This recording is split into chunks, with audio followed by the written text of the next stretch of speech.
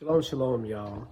Theory of Everything 14, The Man and the Kingdom of Israel. Okay, you guys, let's recap all the way back from the beginning.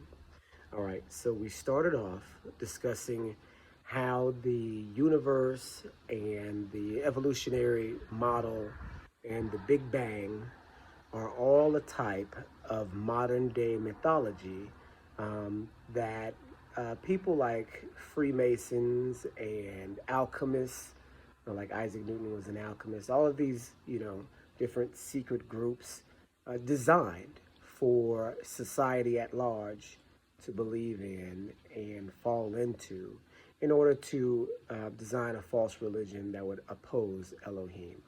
We see all that. We discussed that at the beginning. We also discussed that Adam and Eve were actual historical figures, or the father and mother of every human on the planet.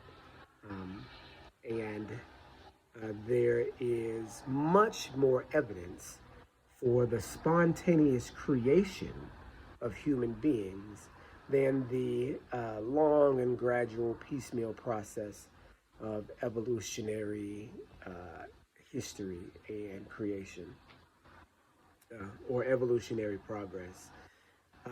We also discussed the pre-flood world, which we also determined to be, you know, um, the same thing as the Greek concept of Atlantis, that the pre-flood world of Noah was also the world of Atlantis. And I believe you guys, well, we talked about this before, that the difference between the waters rising and Noah rising above the earth over top of the waters uh, to the earth sinking down into the waters. Now we know the story of Atlantis was the lost continent that sank into the ocean, that was technologically advanced and that existed in the distant past. We know that that was the entire earth, and that story is actually Noah's flood story, just in the Greek world. So we see that. We can understand that history, the history of earth, is common, right? We know that the flood happened and that the flood was a worldwide event, and that one family escaped the flood, escaped from the lost continent of Atlantis. And that was Noah, who had found Yahweh's favor, the Father in heaven, and was perfect in his generations. We also know that Shem, Ham, and Japheth, his three sons, went on to, after the flood, repopulate the earth. Shem being the distant ancestor, or maybe close ancestor, of Eber, for from whom we get the word Hebrew. And then Abraham, not right after Eber, but on down the line, then Isaac, right after Abraham, and now we are to Jacob. So, what time frame in history, what year in history are we dealing with here? So, we identified Abraham at being about 4,500 years ago. So, starting in the year about 2,500 BC is when we have Abraham. And we know this because we have the story of Gilgamesh, and Gilgamesh is, and some people, you can check this research, some people have um, equated Gilgamesh to Nimrod. Now, we can't definitively prove that that's the case, but very similar stories, very similar time period, and then also regionally, they're in the same place. So we understand that and that story and Nimrod's story kind of go hand in hand, and we place Nimrod at being around 3,000, around 28, somewhere in that time frame. You also have the rise of the ancient Sumerian Empire, the Paleo-Babylonian Empire. This is around 2500 BC. And so then you can just calculate on down. Abraham lives to be just under 200 years old. So you've got, and then he has Isaac at 100 years old. So you're at 24, 23, around 23, 22. We have Jacob, you know, around 2000 BC, we have Jacob, around 2000 BC. Now, the time frames you may want to kind of take with a grain of salt because they can be off, you know, give or take about 100 years. So when you're looking at ancient times, you do have to make sure that you cross-reference with other cultures so that you can identify, you know, by King's List in different cultures, what, you know, what year it is. And so we can narrow it down, Israel's time, to about 2000 BC. Around 2000 BC is when we mark the time of Israel, right? And so when we look at it, we look at Israel, Jacob, being the man from whom, being the man from whom the entire nation, the entire historical nation of Israel derives its namesake from. So, of course, he starts off as Jacob, Yaakov, and really it would be pronounced Yaakov, Yaakov, Yaakov, like that with kind of a click. And so this is a concept that maybe you guys will appreciate, is that Hebrew might have had a click, right? So you know the African clicking languages, and you've heard them, and I've heard them first from an old movie called The Gods Must Be Crazy that my father had me watching way back in the day. Just a crazy movie. And I don't even remember anything about the movie, but I just remember it being crazy. But I also remember in that movie that there was this African tribe, and they talked like this.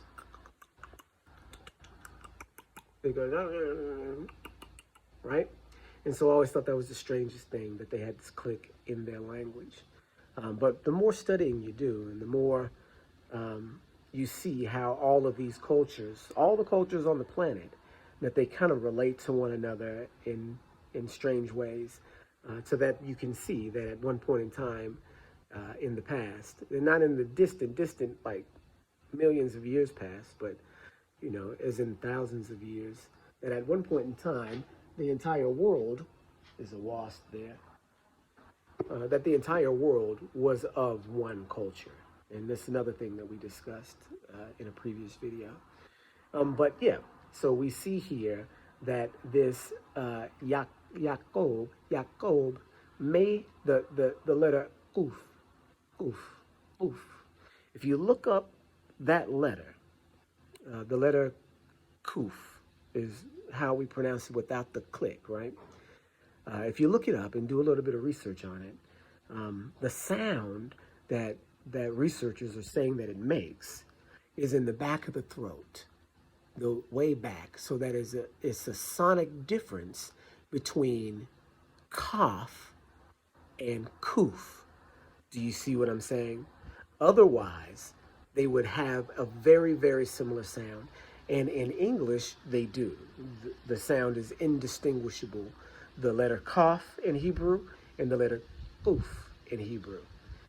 So going backwards, you hear that if you pronounce that letter with the back of your throat, it makes an audible, just semi-audible, underneath the sound, click, goof, goof. Do you hear it? So more than likely, the name of Jacob was pronounced Yaakov with a slight click. It just shows how closely related to Africa, even still, Hebrew is. And again, you still have this one culture that from the ancient times that you're dealing with. But the African people have held on to that ancient culture a little bit more closely than the rest of the world. And I mean, you know, we can see that. So Jacob, Yaakov, right? He um, is kind of a strange character in Hebrew history because he's, you know, the name Jacob is really halfway derogatory. We know this because his twin brother, um, when he's recounting his transgressions, well, from what Esau would say were his transgressions, Jacob's transgressions against Esau, when he's recounting them, he says, surely you've been named well because you've supplanted me, you've grabbed my heel these two times.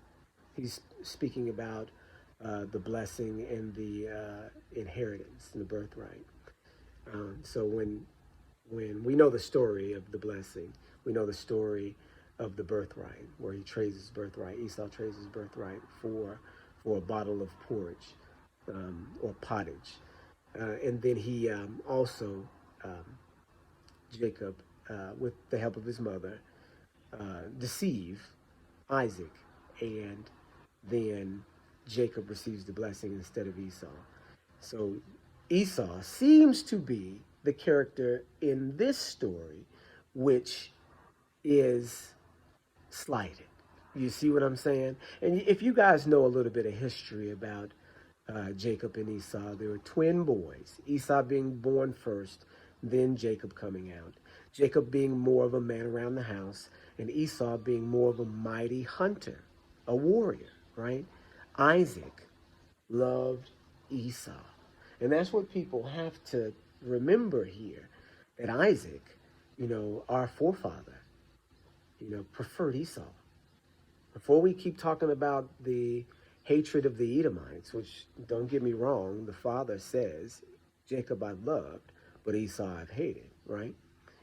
But before we start hating or hate Esau or hate the concept of Esau or start trying to identify who Esau is and then hate that person, we have to recognize that Isaac loved Esau, right? And that's our granddad. And so we can't really necessarily just hate Esau because because look at how much Isaac loved him, right? And even with all that, he still wasn't able to bless him, and he was still blessed. He still had 12 sons, but he still wasn't able to completely bless him in the way that I'm sure Esau felt that he needed to be blessed. But Jacob, in this story from our history, Jacob seems to be the one that is doing the most evil. And I want you guys to pay attention to that, because that's not a light thing, right? So Jacob sees Esau coming in from out on the hunt. And when you go out to hunt, and this is just the history of our ancient forefather, Israel, right? And so in order to understand where we are now, we kind of got to understand where we come from and who our ancient ancestor is. Because now, today, we have the propensity to do and behave in the same ways that our ancient ancestor did and make some of the same mistakes because we don't even recognize him as our ancestor. Looking at him, we should be able to go forward and not make the same mistakes. Just like we look at David and don't make the same mistakes. We look at Solomon and don't make the same mistakes. We should be able to look at Jacob and learn, right? So we do, because we have him in our world culture, but we don't have him in our family culture like he is, because he is a part of our family culture. So anyway, so we look at him and see him, as our heroic forefather, but he did a lot of sneaky things, right? So Esau comes in from out of the wilderness hunting and is literally starving to where he's almost at the point of death. And Jacob takes advantage of him in this situation. Now, it would seem, off just by looking at it, to be an evil thing, right? But the father says that because Esau was so willing to give up his birthright, and I guess in no matter what situation, because we can't rely on our own understanding. We have to rely on the Father's. His thoughts are higher than ours. So while it may appear to be strange and, unrighteous, it may appear to be unrighteous. Yah has it set up for righteousness. So let's just look.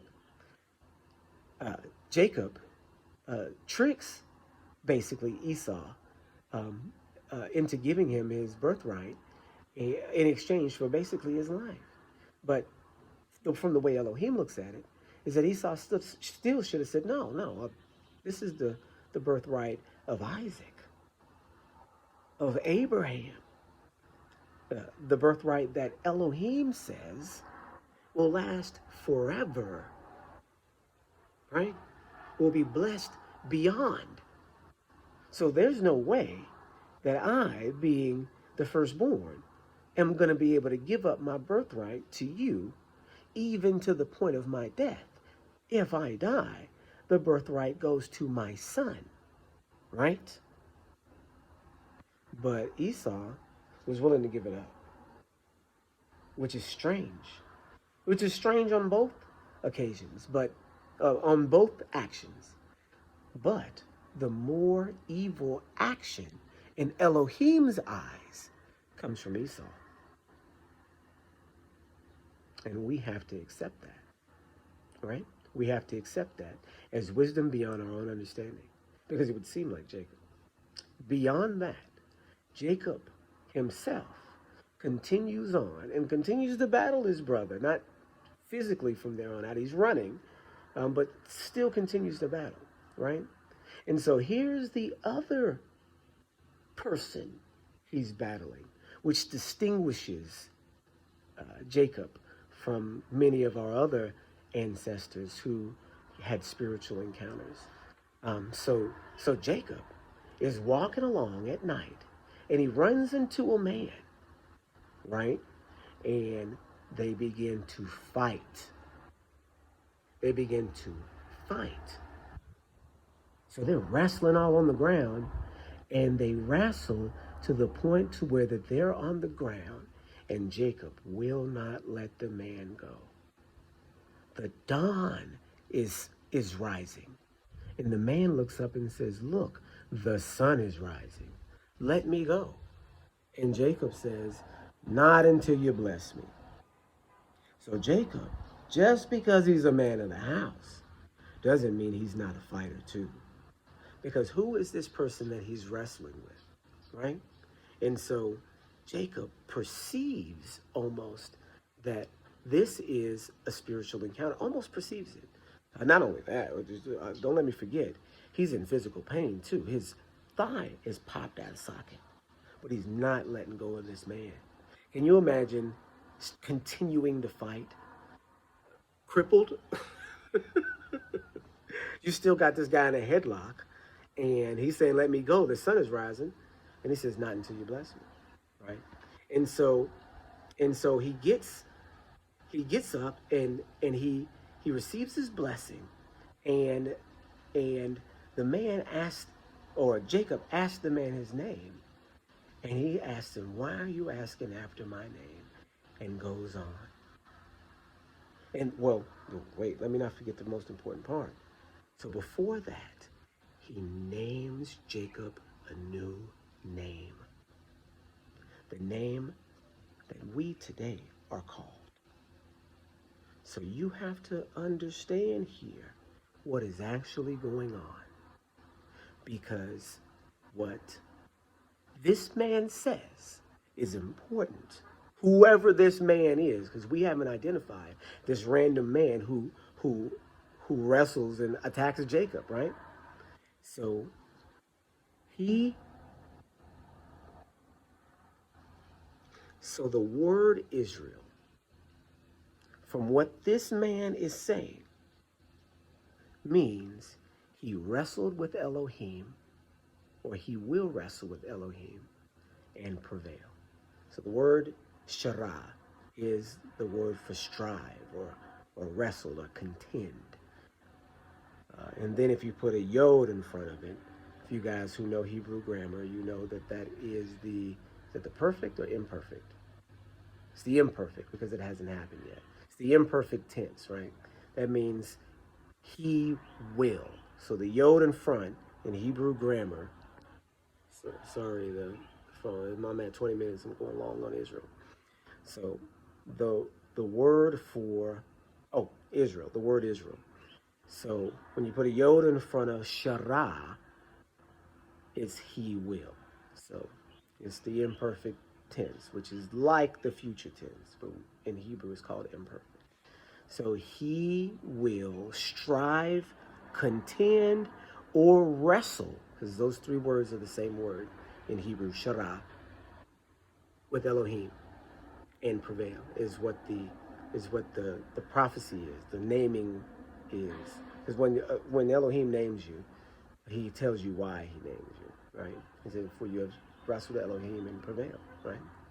And so not as prevailed as in, oh, now you're stronger than Elohim, now you're an Elohim. No, it's that you endured till the end. That you endured until the end. That you didn't give up, even at the point of pain, didn't give up, right? This is Israel, right? And so look at that name, look at the name, and look at what it's saying. Because it doesn't seem like that's a good title. He will wrestle with or contend with Elohim. It doesn't seem like that's something that you would want to be named. Because you don't want to wrestle with Elohim, you want to follow him. Right? That's not what you want to do, is strive with Elohim. No, you want to follow. But what is the legacy of Israel? Even today, aren't we always striving with Elohim? Look at the history in the scripture, the book of Judges. You have righteous years when you have a righteous judge, and then when the righteous judge dies, you have disobedience, disorder, wickedness, then slavery, then a deliverer, then righteousness for a time, then when the deliverer dies, then wickedness, then slavery after being punished for the wickedness. Then Elohim raises up a Mashiach, which is what the book of Judges calls a deliverer. And that Mashiach rescues the people. And then under that Mashiach, they experience righteousness. So you can see the strive back and forth between wicked and righteous, between following and straying away. You can see that it's always been a wrestle with Elohim for our people, and it still is today. But we know at the end of the struggle, if we endure until the end, that we'll be blessed like Israel is blessed. Even at the end of the world where it says, that Mashiach is going to give you a new name on which only you know, right? A new name. You're going to receive a new name, right? Like Israel did. At the end of the world, you get renamed too. Do you understand? Do you understand and see how all of this plays and how it matters that Israel is the kingdom, right? That Yahushua comes for Israel because it keeps the promise and it fulfills these prophecies, even fulfills the prophecy of the name of Israel in the kingdom of heaven.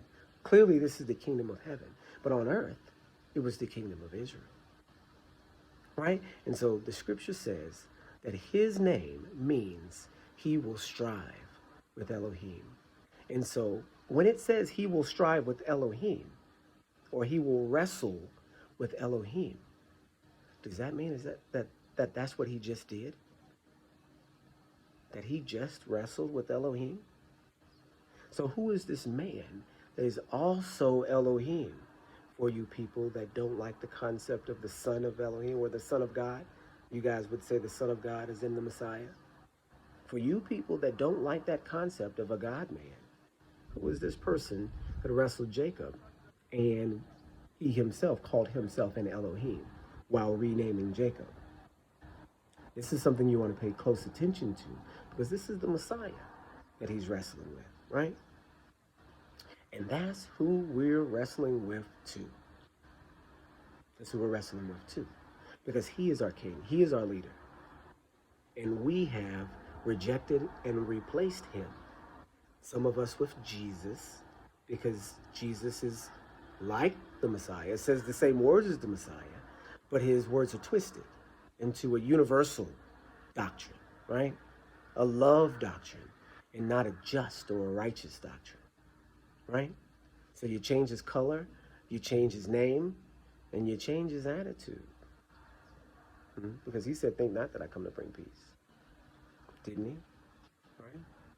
He said, depart from me. I never knew ye who work lawlessness. Right, in Matthew 7:21. So you have to understand here that Israel himself is another picture of Messiah, or not only picture of Messiah, prophecy of Messiah. Right there in him, in his name, in his presence, in his being. Right? And we know this for a fact to be the case. For a fact. Let's look further down the line and let's prove that that man there, that quote unquote God man that wrestled with Jacob, it changed his name to Israel at Peniel, because after that Jacob says, "I've seen the face of Elohim," and changes the name of the place where he was at to Peniel, Paniel, face of Elohim. So this person who he wrestled with was Elohim. You would say was God. So who is this God on earth? There's one particular Elohim that is also on earth, because we know the Father doesn't come down to earth. The Father's on his throne in heaven, right? The Father doesn't come down to earth until the end, right? So who is this man? You jump forward to Genesis 47 when Jacob is now with Joseph, and he's blessing Ephraim over Manasseh, and Joseph is trying to say, no, no, no, no. And Jacob's trying to say, or Israel is trying to say, yes, yes, yes, I know what I'm doing. When he does that, he says, bless the lads, and let the Elohim which followed me all of my days, which followed Abraham and Isaac, bless the lads. The angel which redeemed me from all evil. Since when do you know an angel that is also an Elohim? You look this up. It's in Genesis 47. 47, I think. Pretty sure it's 47. But you look it up. So since when is an angel an Elohim? So you're either working for Elohim or you are Elohim, right? You either are God, quote unquote, and the angel is working for God, or you are the angel. You see what I'm saying? So how can you be both? Unless you're Messiah. Right? That's the only way it could be. Israel says, the angel which redeemed me from all evil. So the angel that wrestled with him, the angel that followed Isaac and Abraham, was Messiah. Was Messiah. Because he was both Elohim and man. Elohim and angel. According to Israel. According to Israel. Right? See, this is what you got to understand. That the prophecies associated with our people are prophecies of kingship. It doesn't say that we're a nation of kings and priests for nothing. And it's not to boast in that aspect. It's to understand your responsibility. Because if you don't know that you're a king and a priest, you're a slave. Because somebody knows. Because you still have the ability inside you for both of those things. Right? Just like Messiah. But not if you don't know it. And not if you don't know what to do about it. Right? This is what we got to understand as a people. As the people called Israel. That our destiny is to wrestle with Elohim. But if we endure to the end, we will prevail. This is Theory of Everything 14. Shalom, shalom.